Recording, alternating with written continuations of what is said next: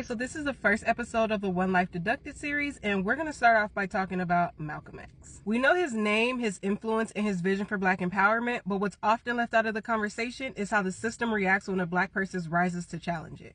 Malcolm X went from being in the streets to a powerful voice of resistance. And he wasn't just talking about civil rights. He was talking about a revolution, and that scared people. Let's be real. When someone in the Black community steps up to a position of power, a position that challenges the status quo, they're often silenced. Malcolm X was assassinated in 1965, just as his voice was getting stronger.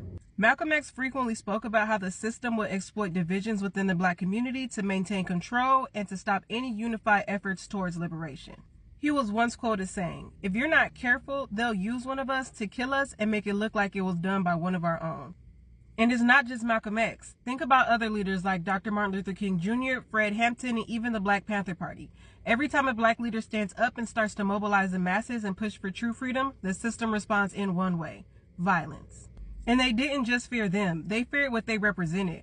Black people reclaiming our power, our dignity, our right to lead and thrive, our happiness, and our joy is a threat to the system. So when you hear about the tragic ends of so many of our leaders, remember it wasn't just because of who they were. It was for what they stood for.